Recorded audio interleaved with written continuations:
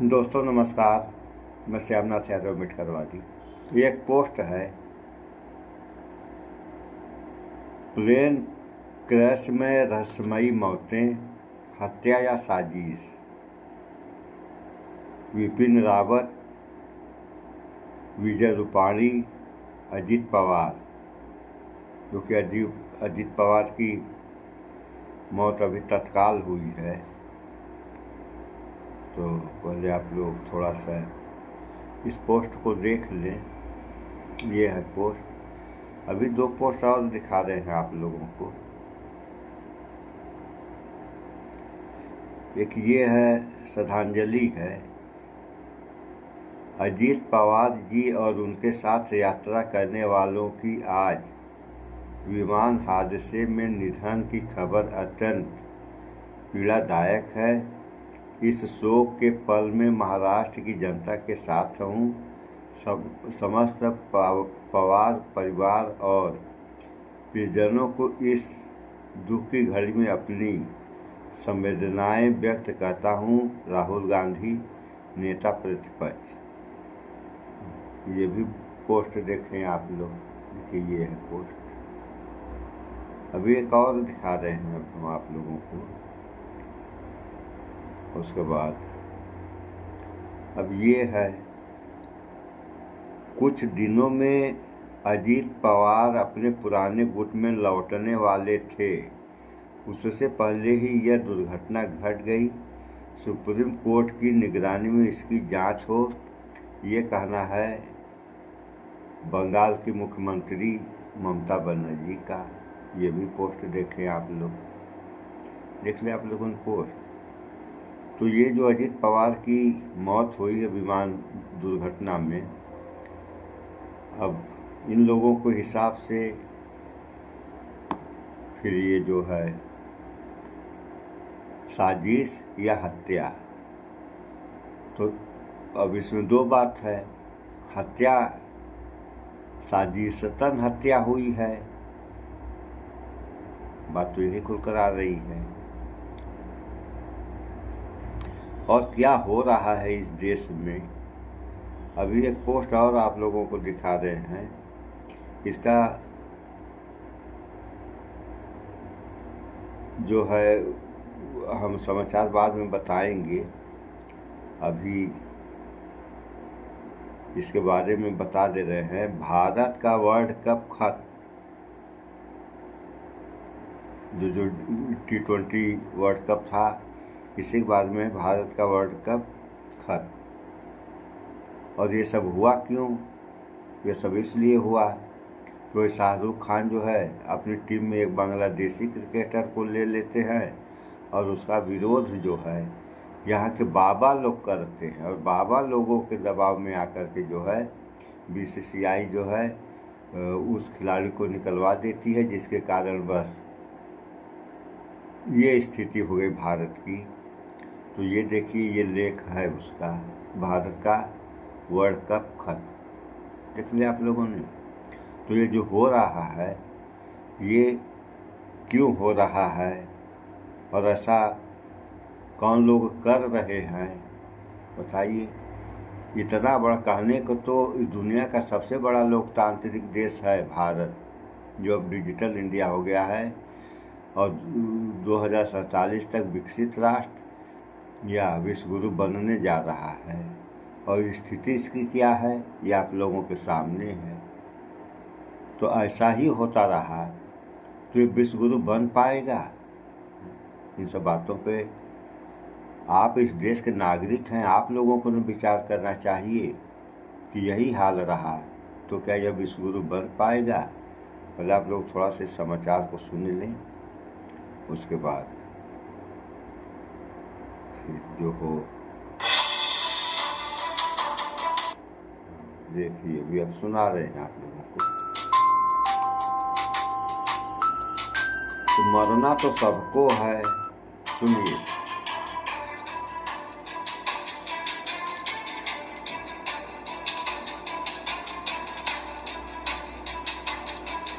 अजीत पवार के plane crash के बाद में अब नया सियासी भूचाल खड़ा हो गया है। क्या वाकई अजीत पवार बीजेपी छोड़ना चाहते थे?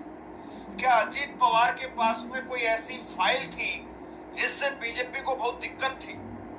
सबसे बड़ी बात यह है कि अभी तो चिता की आग भी नहीं सुलगी है और उससे पहले ही बहुत बड़े बड़े सवाल वो सुलगने लगे हैं कि आखिरकार अजीत पवार की मौत कैसे हुई, अजीत पवार का प्लेन क्रैश कैसे हुआ, और इन सब को लेकर के जो टेक्निकल जांच होनी चाहिए क्या वो सही तरीके से हो पाएगी?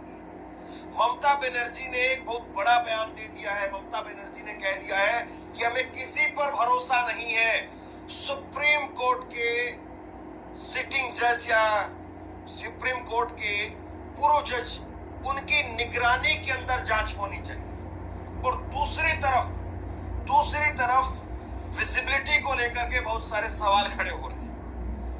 सारा का सारा दोष जो है वो विजिबिलिटी को लेकर के तकरीबन इस वक्त में मरता हुआ दिखाई दे रहा है, यानी मौसम जिम्मेदार है ये कहा जा रहा है। जो एयरक्राफ्ट था वीएसआर एयरक्राफ्ट के जो मालिक है वीके सिंह, वो सामने आए और उन्होंने कहा कि साहब कोई दिक्कत नहीं है, हमारी मशीन बिल्कुल टकाटक है, सब कुछ ठीक है, सब कुछ ओके है। विजिबिलिटी शायद वहां पर नहीं थी। अब मैं आपके सामने एक सीसीटीवी फुटेज पेश कर रहा हूं, जरा आप अपनी स्क्रीन पर ये सीसीटीवी फुटेज देखिए। ये सीसीटीवी फुटेज है 8:46 का। 8:46 का ये सीसीटीवी फुटेज है और इस सीसीटीवी फुटेज के अंदर ठीक ठाक धूप यहाँ पर दिखाई दे रही है। सुबह 8:46 यानी 9 बजे के आसपास का वक्त है और दूर वहां पर आप देखिए आग का एक गोला गुब्बार वो दिखाई देता है।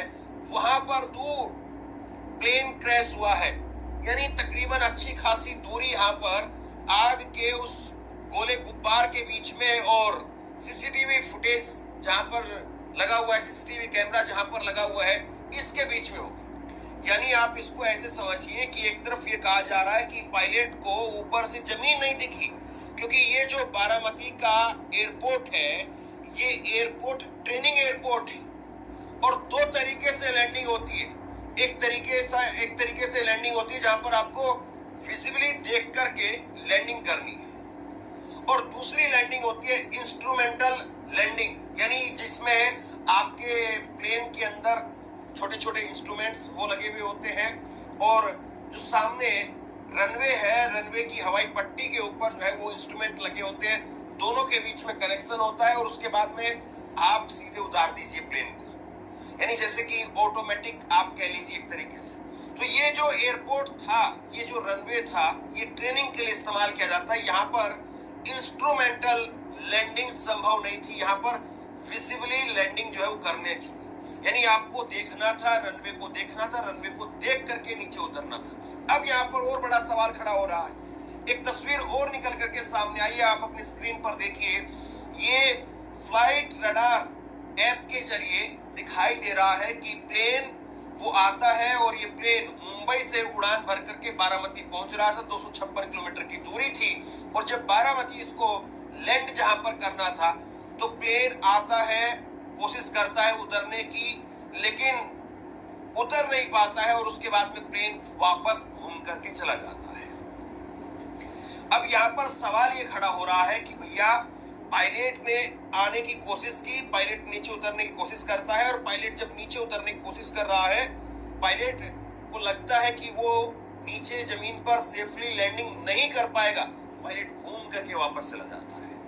अब इसको लेकर के जो एक्सपर्ट्स की ओपिनियन है, एक्सपर्ट्स की ओपिनियन ये कहती है कि जब आपके विमान के अंदर कोई सीएम या कोई कैबिनेट या कोई डिप्टी सीएम, अगर कोई इस लेवल का अधिकारी या नेता आपके प्लेन के अंदर है तो खास प्रोटोकॉल ये कहते हैं कि आप दूसरा अटेम्प्ट मत कीजिए, यानी एक बार आप फेल हो गए हैं तो दूसरी बार जो है वो आप मत करिए।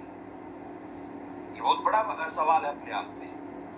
और यहाँ पर फिर भी दूसरी उनकी कोशिश थी और दूसरी कोशिश वो भी केवल 10-12 मिनट के गैप में। एक्सपर्ट से कहते हैं कि आप आधा घंटा कम से कम इंतजार कर सकते थे और आधे घंटे में विजिबिलिटी अगर क्लियर हो जाती तो आप लैंड करने की कोशिश कर सकते थे। आप आधा घंटा के लिए हवा में घूम सकते थे, चक्कर काट सकते थे। आप एटीसी से यानी एयर ट्रैफिक कंट्रोल से उनसे बात करके और दिशा निर्देश लेकर के तब जाकर के आप कर सकते थे। लेकिन यहाँ पर ये कहा जा रहा है कि पायलट्स की तरफ से 2 पायलट थे, उसमें 2 पायलट थे, सामवी एक पायलट है और दूसरे उनके साथ में साहिल मदान 2 पायलट है।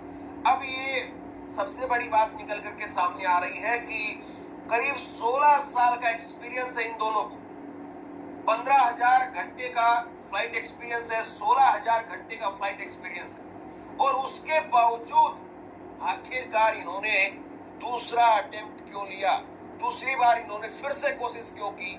और ये सारी बातें निकल करके तब सामने आएगी जब कॉकपिट के अंदर एक वॉइस रिकॉर्डर होता है और वो वॉइस रिकॉर्डर वो सामने आएगा, तब पता चलेगा क्या। तो ऐसा भी हो सकता है दूसरी बार करने का मतलब यही साजिश रही हो, और अगर साजिश है तो साजिश में क्या क्या चलता है आप लोग जानते ही, पैसा वगैरह। तो अगर पायलट 2 थे, मरे तो दोनों हैं, और साजिशन अगर मरे तो पायलट भी मर गए,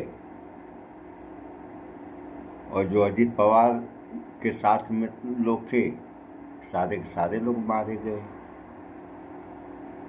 और जबकि एक नियम ये भी सुनने में आता है, ये हम सुनी हुई बात बता रहे हैं कि ऐसा लड़ाकू विमानों में हमने सुना है कि विमान नष्ट हो जाए ये संतोष करने वाली बात है, लेकिन पायलट को कुछ होना नहीं चाहिए, यानी पायलट को सुरक्षित बचा लेना चाहिए। पायलट मर गया तो बहुत बड़ी परेशानी है। और जहाज अगर चला गया तो जहाज तो या तो बनाया जा सकता है या खरीदा भी जा सकता है, लेकिन एक पायलट बनाने में बहुत मेहनत करनी पड़ती है जहाज से ज़्यादा। ऐसा हमने सुना है, कहाँ तक क्या सही है क्या गलत है आप लोग भी इसका अंदाज़ा लगाते रहें और कमेंट में जब बताने की भी कोशिश कर रहे हैं आप लोग। थोड़ा और वीडियो ने खुद से डिसीजन लिया दूसरी बार उतरने का, या फिर पायलट को अजीत पवार की तरफ से कहा गया कि नहीं उतार दो प्लेन। कई बार होता है कि पायलट कहता है कि सर विजिबिलिटी डाउन है, हम नीचे नहीं उतर पा रहे हैं, लेकिन अगर आपके पास में प्रेशर है, पीछे से कहा जा रहा है कि नहीं नहीं उतारो, हमें उतरना ही उतरना है, हमें लैंड करना ही करना है। तो सब जो हो रहा है ये बहुत ही खराब हो रहा है। तो क्या ये हुआ था?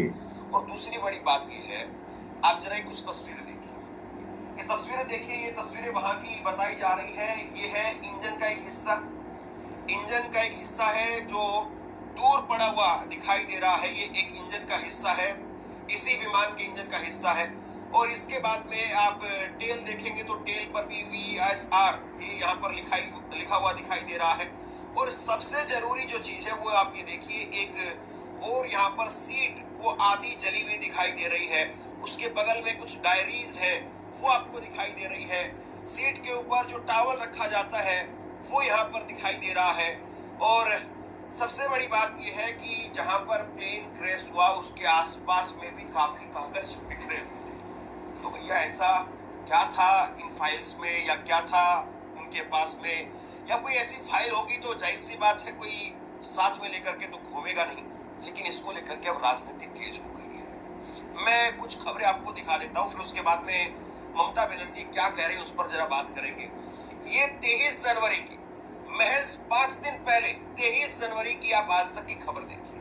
23 जनवरी की आज तक की खबर है, जिसमें क्या लिखा है, बीजेपी को अब नहीं रही अजीत पवार की जरूरत, क्या छुटकारा पाना चाहती है। ये सवाल जो है लिखा है, आज तक की खबर है, 23 जनवरी 2026 की खबर है।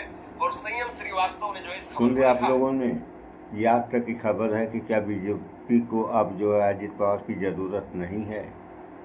तो अगर ज़रूरत नहीं थी तब ऐसा हुआ, और समाचार जो है आज में है।